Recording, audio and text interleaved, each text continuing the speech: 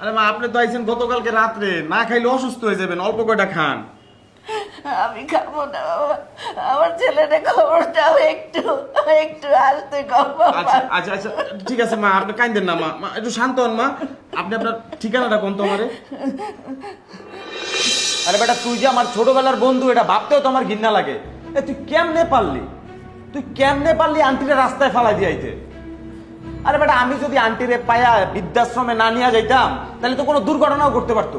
এ বেটা, তোর কি টাকা পয়সা কম আছে? আরে জাগর টাকা পয়সা আছে, হেরাও তোর বাপ মায়ের রাস্তায় ফালাই দিয়ে না। আর তোর অভাব কি এর? আন্টির কি থাকা ঘর অভাব আছে? তুই কেমনে পারলি আন্টির রাস্তায় ফালাই দিয়াইতে?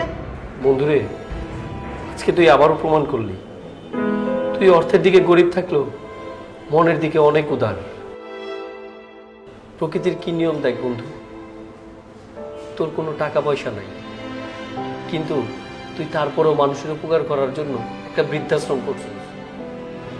আর আমার নিয়তিটা দেখ, আমার মা, যার টাকা পয়সার কোনো অভাব নাই, সে তোরই বৃদ্ধাশ্রমে আশ্রয় নিছে শুধুমাত্র আমার মতো এরকম কুলাঙ্গার একটা সন্তানের জন্য।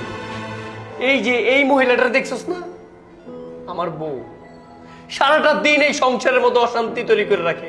তুই জানস ও আমার কি হুমকি দেয়? ও আমার হুমকি দেয়, হয় আমার মা এই সংসারে থাকবো, নাহলে ওই থাকবো। কি করবো বল? চাকরি তো করি ওর বাপের কোম্পানিতেই। আরে বেটা, আমরা যখন ছোটবেলায় তোর লগে পড়তাম তখন তুই তো অনেক ব্রিলিয়ান্ট আছিলি, আমরা সবাই যাইতাম তোর কাছ থেকে পড়ালেখা শিখার লেগে। আর তুই পড়ালেখা কি শিখলি আমারে কত? এই শিক্ষা দিছে তোর